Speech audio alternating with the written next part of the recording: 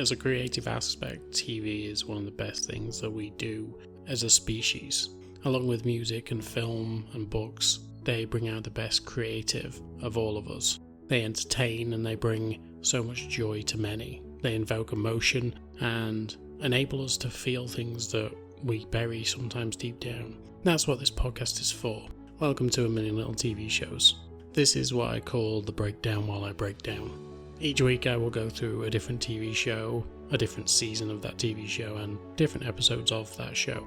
And I will break down not only emotions, but I will break down stories from my life, and let you know why these TV shows mean so much to me, and why I believe that they are some of the most important shows out there. This podcast is here to highlight a lot of smaller TV shows, or TV shows that don't really get a platform, because we know of a bunch of TV shows that get a multitude of different podcasts. Ted Lasso, Game of Thrones, The Office, they've all got several podcasts out there analysing all types of different things. But there's not many out there for the little guy, and that's what I'm trying to highlight. So each week I will go through a different show, different seasons, different episodes, and I will go across all different kinds of genres and different countries to bring you what I believe is some of the best TV out there.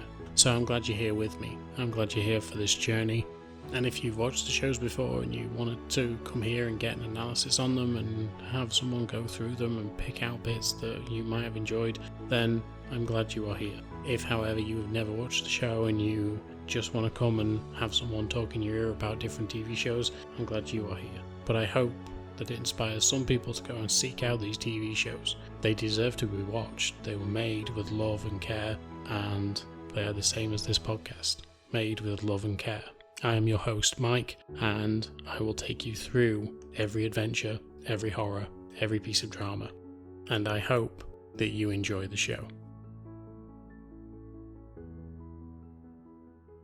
Hello there, and welcome back to this A Million Little TV Shows podcast. This is now episode 5 of season 9, and as you'll know if you've been following this podcast for a while now, you know that we're going to be going back to Ginny and Georgia, and if you don't know that, you didn't read the title, so that's on you. But that is correct. We are going back into Ginny and Georgia season 3 for the last time, and it's been a great series so far, and I just cannot wait to get back into it. But just a brief summary, we know that Georgia has been having a lot of problems, especially with the fact that she's on trial. She has been sent home and she's out on bail. Paul, however, has left the home because he no longer trusts her, and it ended up meaning that Ginny and Austin got took off of her, because both Gil and Zion decided to step in. So Georgia has lost her whole entire world, can't get out into the actual world because she's on house arrest, and things are just spiralling for her. Ginny is obviously dealing with this situation as well, and is not taking it lightly. She misses being around her mum, and obviously we know that she ended up having a pregnancy scare in the last few episodes, so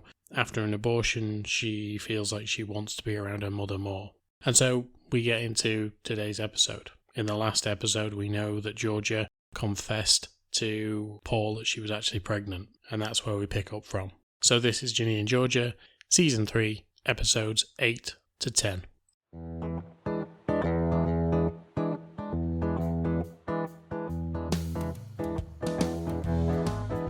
Episode 8 is that a packed lunch. And so we'll start with Ginny. She manages to speak to Wolf after everything that happened previously, and he tells her that he's sorry for the way that he reacted. But Ginny tells him that she thought better of him than that he wouldn't run and that he wouldn't just do what he did. And she's kind of over it. She now knows the kind of person that he is and realises that he was just a bit of fun. Obviously, as we know, Marcus was the one who turned out for her in the end. And that was due to the fact that Georgia couldn't, because obviously she's under house arrest. But now, after his suspension, Marcus is back in school, and it seems that both Abby and Ginny are both very pleased to see him. Obviously, Abby is now looking for a relationship with one of Marcus's friends, so she sort of garners some information about that person, while obviously Ginny is happy just to see Marcus, because there's always going to be that connection between the two of them. And it seems that Marcus has turned a corner. He doesn't seem to be as glum as he usually is, and even while in class is kind of, joking around and just being like the way that he is with Ginny. And it seems whatever the dark cloud that's been over him has finally lifted. That night, however, Ginny ends up going to dinner with Abby and Abby's father and Abby's father's new girlfriend, because Abby feels like she needs moral support, and that is something that Ginny will absolutely do any given day. She's always going to be there for her friends, as long as they express that they need her there, which is something that Max doesn't do, but constantly tries to call her out on it, or constantly feels aggrieved by the fact that Ginny isn't there for her when she never says anything to Ginny. So how can Ginny know? But anyway, they go to this dinner with Abby's dad, and he is a bit odd. Abby thinks that he's very off his game, and usually he's jokey and he's a bit of a laugh. But right now, he's just not in that kind of mood. He's trying to impress his girlfriend, and Abby just wants her dad to be the way that he normally is.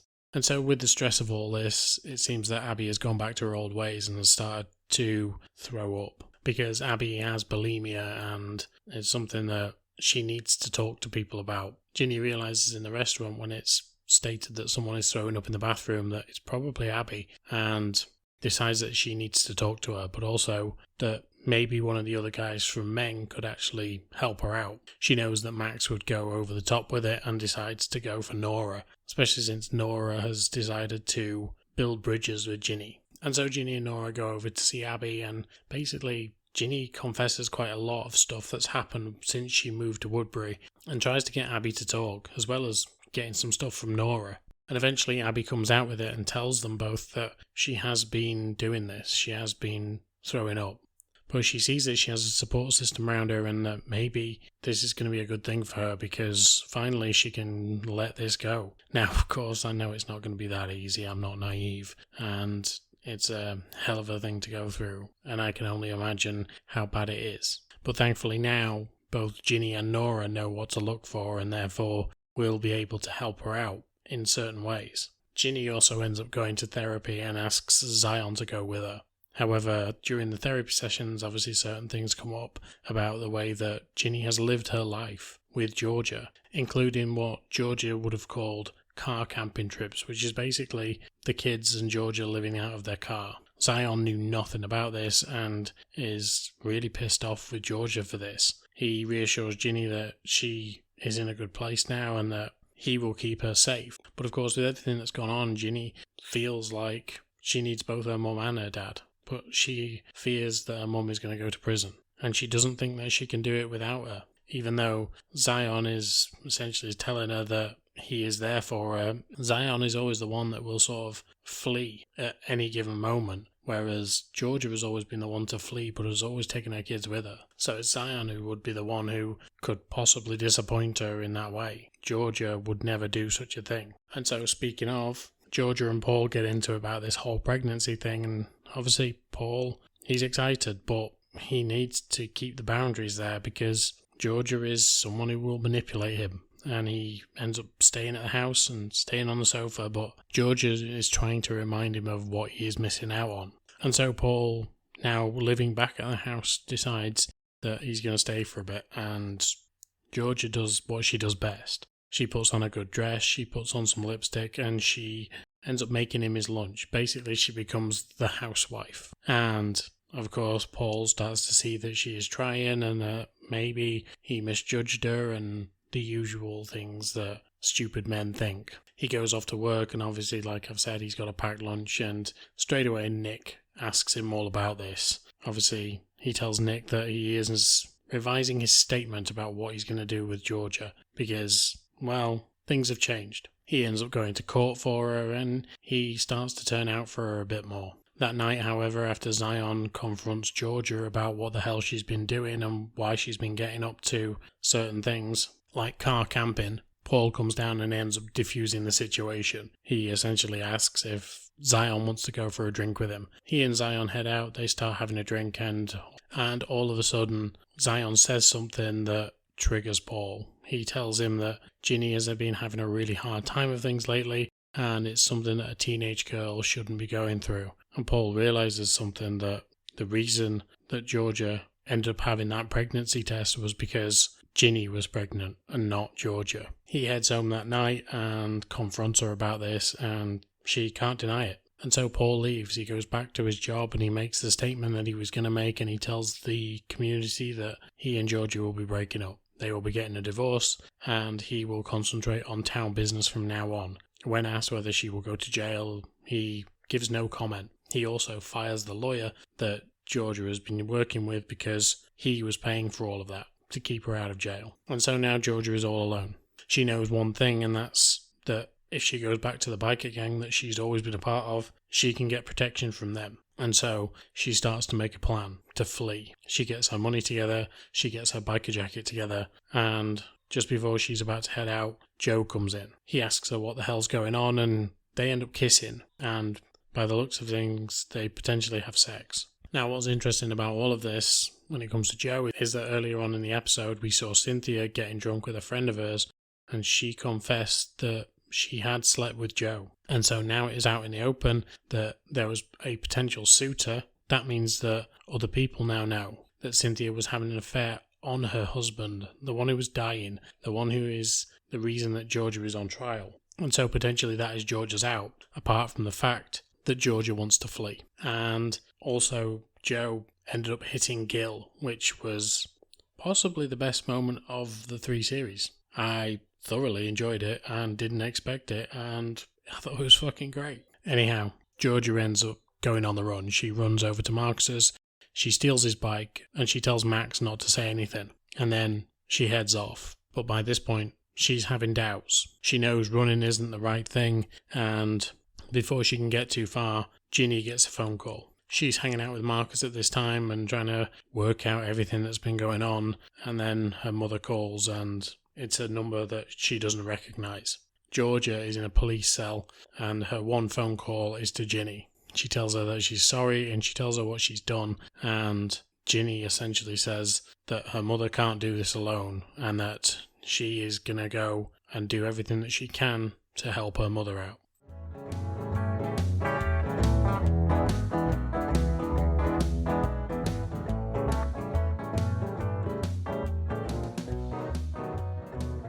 Episode 9. It's time for my solo.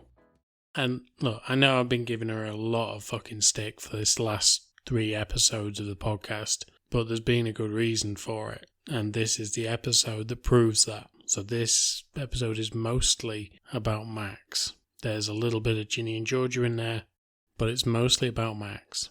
And it's very clever how they've done this to basically shine this light on Max throughout the season as if she is the one who is always dramatic and the one who is always the one who wants the attention and needs to make sure that she's got her head in everyone else's business.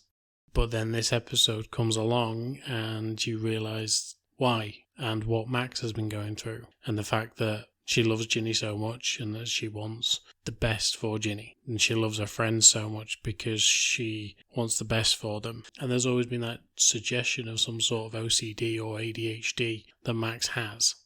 And so we see that come to the forefront here. And so as usual, I don't think we've had a season so far without a play in it. And this time Max is doing a play. It's the thing that she's been gearing up for the whole season, and tonight's the big night. But we see just how sort of the only word that is coming to mind for me right now is neurotic Max is. It's probably not the best word to describe her, but it's the one that's coming to mind. When she found out that Georgia had actually run out on her family and stole Marcus's bike, she was trying to think about what would be best to do. Should she contact Ginny? Should she try and speak to the police? What's she going to do? Is she going to be an accomplice to helping a criminal get away? What the hell is going to happen to her? And what's going to happen to Ginny? And what's going to happen to Georgia? And throughout the whole opening monologue, she just doesn't know what to do. And she's got so many things firing through her brain, like she needs to do homework, she needs to pack a bag, she needs to get ready for this play, she needs to do all these other things. On top of the obvious OCD or ADHD that she's got, I'm not a psychologist, so I can't describe it, but I know she does the lights switch on, switch off thing, which is a form of OCD. But she seems to be really struggling with the fact that her friends and the people that sort of ground her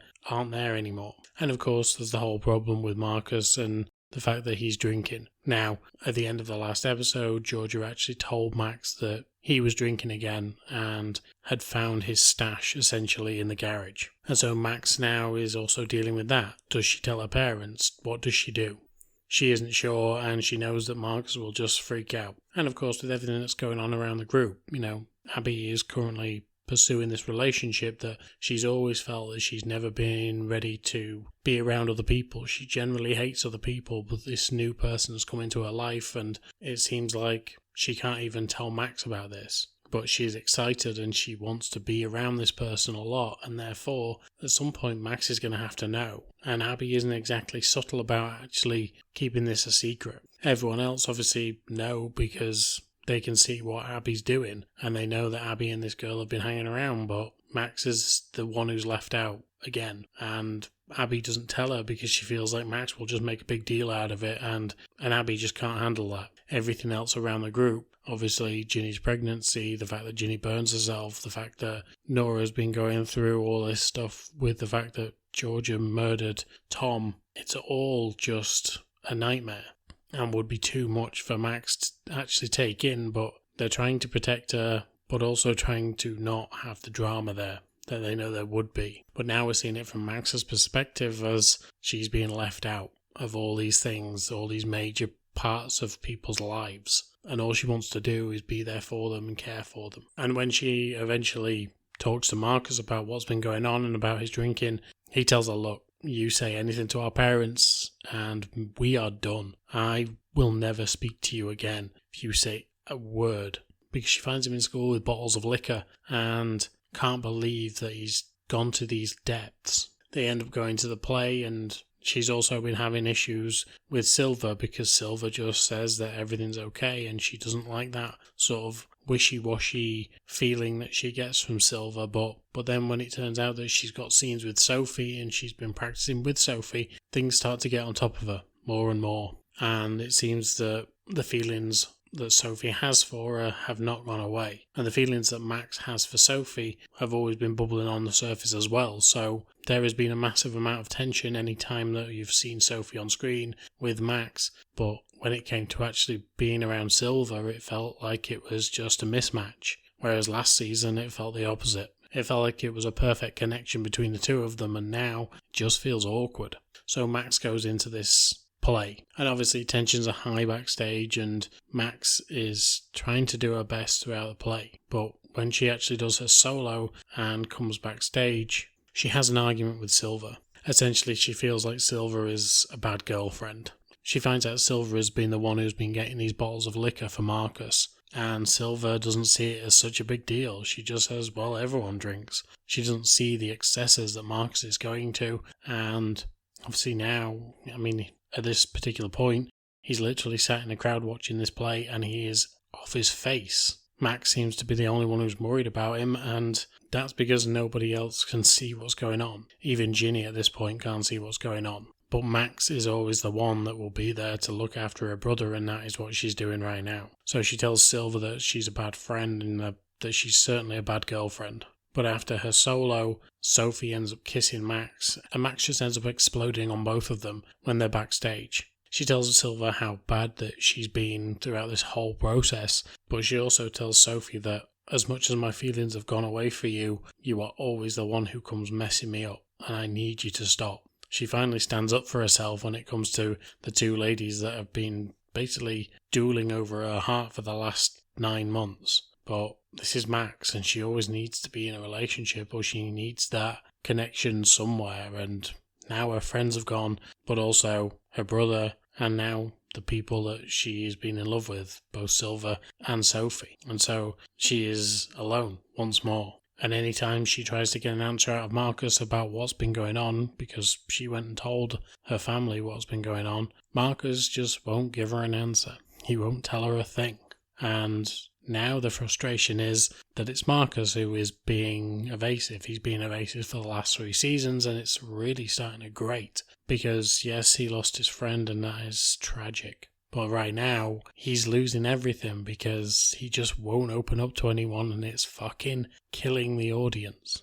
As for Ginny and Georgia, obviously they are trying to figure out a way to get Georgia out of jail. Ginny has come up with a solution, and that is what she meant in the last episode, that she was going to be on her mum's side and try her hardest to get her out. And where Paul has taken the lawyer away from her, Ginny knows that she already has someone in the family that she can ask. And so she goes to ask Simone, Zion's girlfriend. Simone takes on the case, but when she actually reads the case file, she realises that Georgia can't get out of this. And it would seem that Gil already knows this fact, that Georgia isn't getting off with this. And essentially, he is going to move Austin away back to where he came from. He says Ginny can visit, but he is moving. And he suggests that both Zion and Ginny go as well, because Georgia is done for. When Ginny starts to give Gil some lip, he actually turns violent on her. He grabs her by the shoulder and leaves a handprint just before Cynthia can actually turn up and threaten him with pepper spray and tell him to get lost. Eventually, Ginny realises that she needs to get Austin away from his dad as soon as possible, because if he can do that to her in public, then he can do it to him certainly in private. And so Ginny comes up with a plan. After the play and during the trial, Austin gets called to the witness stand. He tells them that he knows he can't lie on the stand and that he has to tell the truth, right? And he does so. He tells them that he saw what happened that day. He saw someone come into the room and put the pillow over Tom's face. However, it wasn't his mother that did it. And it's at this point that you're thinking, it's going to be Cynthia. We know that there is reasonable doubt because of her affair with Joe, and potentially with the fact that Ginny finds out in the episode that they had an affair. Maybe she has got into Austin's ear and told him to go on the stand and say that it was Cynthia. It would cast reasonable doubt. Neither of them get prosecuted for the actual murder, and that's it. End of. George is free, but he doesn't. He tells them that it was his dad who was the one who killed Tom. And so finally, there is a lifeline for Georgia. Not only that, it would mean that Gil would never be able to touch Ginny or Georgia again, as he will finally be locked up. Cynthia doesn't go to jail because of what happened. Georgia can get out of prison and finally be with Joe if that's what's going to happen as well. And Ginny and Austin can finally go back to their mother and be the happy family that they've always been. So let's do it. Let's get into this final episode.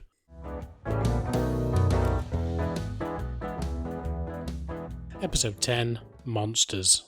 And so we come to the conclusion of this season. And honestly, what an episode. So we start off with Ginny and Austin, and we see how Austin's confession actually came about. Ginny, after the, assault, he did a gripper after all, by Gil, she goes and sees Austin, and she tells him, look, this is what your dad did to me. You know what he's like, you know he's violent, and you know that he will do this again. And this is the thing that convinces Austin, after he shot his dad in the last season, to actually act on what he said in court. When it came to Cynthia, Cynthia then gets on the stand and gives her testimony about what potentially could have happened.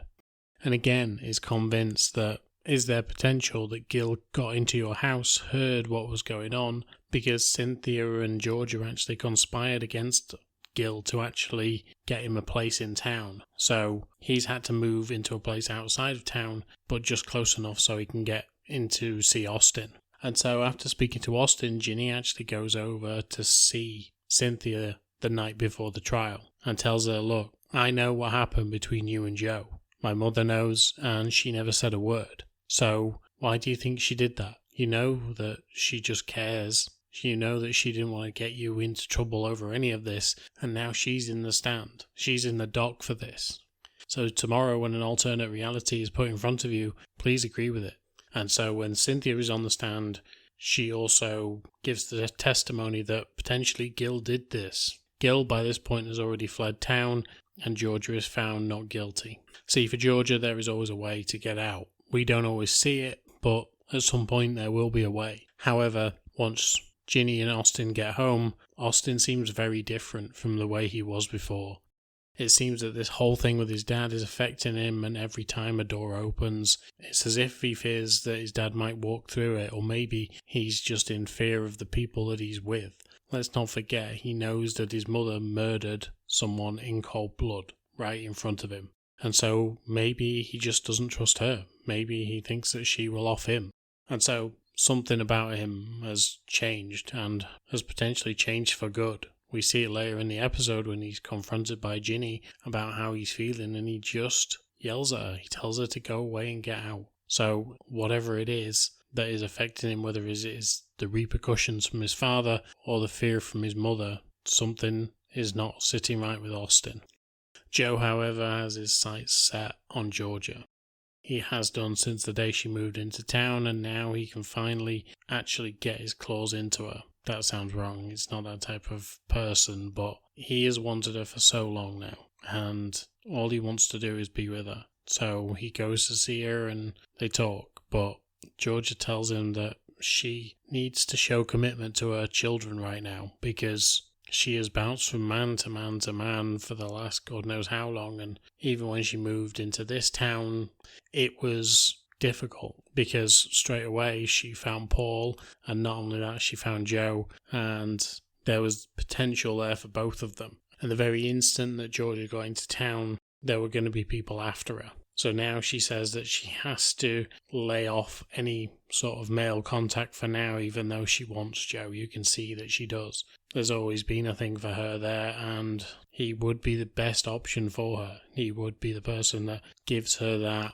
calming influence. But for now, she tells him that she's going to have to wait. Of course, when both Paul and Joe end up talking about Georgia and her ways, Paul doesn't know that Joe has slept with Georgia already. And so as they're talking about what's gone on, a question comes up, because Paul has obviously slept with her since they had their big split. And so Joe is trying to press Paul on when he last slept with her, because obviously after that, Joe then slept with her, but he wants to know when and where, because he obviously wants to know if she still has feelings for him.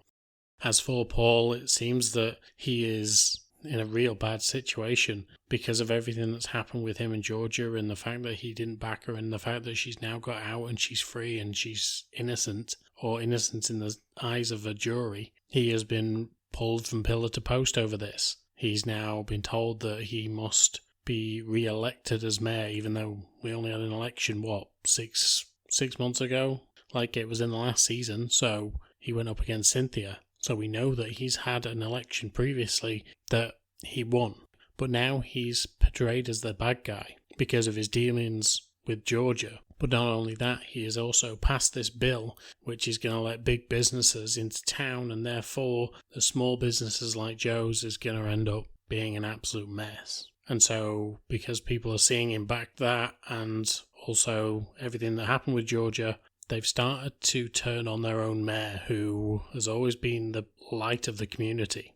And you know what? I'm going to say it, I think Georgia is going to run next year for election as a mayoral candidate. She basically ran the office previously, and Ellen said something about how good she was in the role, so I can see her being that, and I can see, because Nick ended up getting fired by Paul, I can see Nick being a campaign manager as well. So next season is going to be very, very interesting when it comes to the political side of all of this.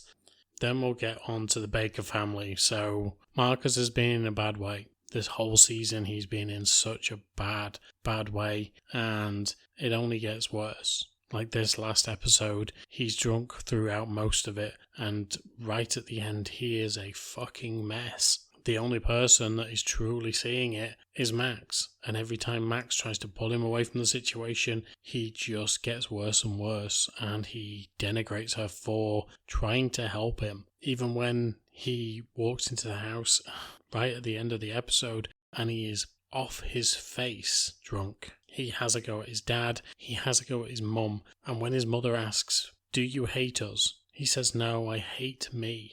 Which is a horrible place to be in. I've been there, and just hating yourself isn't worth it. It really isn't, and it's such a rough ride to see him go through all of this. We know he's been struggling, and nobody has been standing there trying to help him apart from his sister, and now we know why Max feels so alone. All she's tried to do is help her brother, and everyone. The people that she trusted, the people that she loves, have all turned their back on her. She's lost her girlfriends, and she's lost her friends, and nobody wants to talk to her anymore. And it's such a heartbreaking scene watching her in the garage at the end of the episode, sitting in amongst Marcus's things while Marcus heads off to rehab. Because all Max has done throughout this whole episode is literally say to her mum, "You need to take him to rehab right now because he is not in a good way. He is an absolute mess, and it is just tragic to see him in such a bad way. And finally, to Ginny and Georgia. Ginny throughout this episode has been the rock because all she's done is show strength after strength, but also the cunning and wiliness of her mother, the way she manipulated both Cynthia and her brother Austin to end up putting the blame on Gil instead of actually putting the blame on anyone else, or especially Georgia. She's shown so much cunning throughout the series you don't realise how many strings she's actually been pulling, and now she is pulling the strings even of Georgia.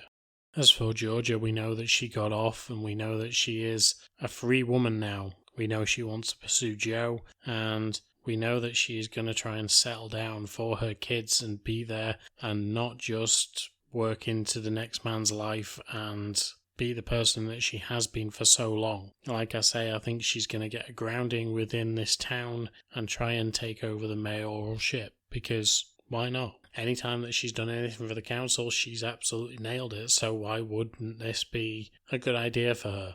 Well, there's two reasons that there wouldn't be. Towards the end of the episode, Georgia gets a phone call. It's from her father, who's in prison. He tells her, look, I've been trying to get into contact with you, and if I can get into contact with you, then anybody can. And that includes your mother and your stepdad. They will find you, Georgia. And let's not forget, Georgia has been all over the news recently. And not only that, the front of her house has as well. So all you need to know is that she is in a small town called Wellsbury and one of the biggest houses in the area. And you will find her. And that's exactly what happens. So next season, Georgia is going to have to deal with both her mother and her stepdad. And what will that entail? We know that when her sister turned up, it was a clusterfuck, so it's probably going to be the same this time. But what makes it even worse is now Georgia is pregnant, and actually pregnant by the sounds of things. And so next season, we're probably going to get a very heavily pregnant Georgia who can't run, is potentially going to be running for the mayoral office, and is going to have to wait and stress out while she remembers whose child she's going to be having, because it's either going to be Joe's or it's going to be Paul's. It would be ideal for it to be Joe's because she wants to be with Joe, but that puts the marriage in jeopardy because obviously she slept with Joe before she split up with Paul. So it's going to make it a very interesting season 4.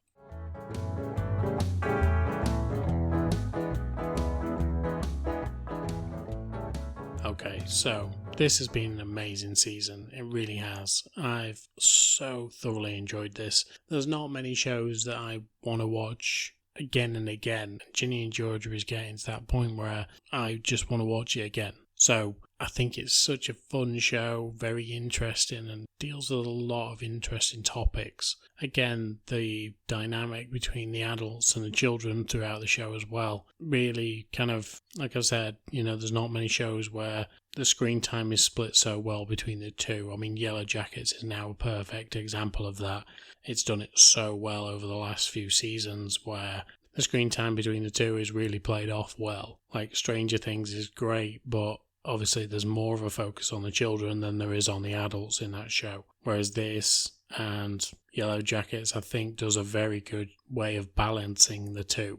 But yeah, this show and these last 3 episodes have been excellent. They've just pulled you along really smoothly, but I mean, each episode's nearly an hour long, and I don't feel like I've watched a full hour, but then I feel like sometimes the episodes just feel so long as well at the same time. It's a weird way to describe it, but there's so much packed into each episode that I always think that I'm 2 or 3 episodes along, even though you're only watching 1 episode, because it's just so well packed, well written. And there's points throughout each episode where you think potentially that would be the cutoff, that would be where they go, and then the next episode would start, but they don't. And it's really incredible how they do this particular show. But I cannot wait for next season. I think one of the funniest lines in the whole show was in the last episode where Nora is basically talking about the last year of school, and it is a year. So I've said throughout this, I think it's about a year, maybe 9 months, and it's the full school year that they've done. And Nora essentially says, I can't believe this has only been a year. It feels like 3, potentially 5, which I think's hilarious when it actually turns out that, yes, this was a year, a calendar year for that school. But actually it's 3 seasons long, which generally we would class as a year as general TV land. But actually it's been 5 years because that's how long the show's been going for. And I just found that joke really intelligent and a nod to people who've been watching this show for so long. Like I've said before, Austin has grown up so much in the last 4 years, 5 years on screen that now him playing a 9-year-old as a 14-year-old boy is fucking bizarre. But then Ginny is 27, she's playing a 16-year-old. Georgia is 35, I think, maybe 32, one of those 2 ages anyway. And she has a daughter who is playing a 27-year-old. Oh, sorry, she has a daughter who has been played by a 27-year-old. So it's insane. But I do love the show. I think it's just got better and better as the seasons have gone on, and I never feel like the storylines are repeating or anything like that. I'm hoping that the next season is the last. I hate to say it, but I always find 4 or 5 seasons tend to end up being the best time to end a show. I'll always go back to Supernatural on that one, because after season 5 is where they should have left it. They ended up going 15 seasons and it ruined the show. It was still fun, but it just felt like the soul had been ripped out of it. And so I hope that doesn't happen here. As for next season, what I'm hoping to see is, I'm glad I was wrong about the tutor that Ginny has, but with everything that's going on with Marcus and the fact that they still love each other, but he's now off to rehab and he's going to be doing his thing next year, and he's probably not going to be allowed to be in a relationship because he's in rehab. Maybe Ginny turns to someone like the tutor. I don't want to see it, but stranger things have happened. Georgia is going to have to decide between Paul and Joe once again. Hopefully she picks Joe, but you know that is going to mean that it's Paul's baby. She's also promised that she's not going to kill anyone, and yet her family have turned up. So who knows what's going to happen there either. So yeah, a lot to come out next season, but it probably won't be for 2 years now. So if that doesn't mean I've got to keep this podcast going, I don't know what does, but I'm up for it. I've got a lot to go at in the next 2 years, so I've got plenty to fill my time with, and I just love this show, and I love doing this podcast, so the more the better. But as for today, I'm done. So thank you very much for listening. I hope you're all doing well out there in this fucking crazy world right now. And until next time, I will speak to you soon. Bye. As always, thank you for listening to this podcast, and you could really help me and the podcast by giving a like, share, subscribe on all major platforms that you listen to podcasts on. As an independent podcaster, this will just help me exponentially when it comes to actually doing more things with this podcast. I truly do enjoy this, and I absolutely love revisiting these TV shows with you guys. So any engagement from you is always welcome, and I will try and listen to all of you when you give suggestions or just tell me what you think about the podcast. But once again, thank you for listening, and until next time, I will speak to you soon. Bye.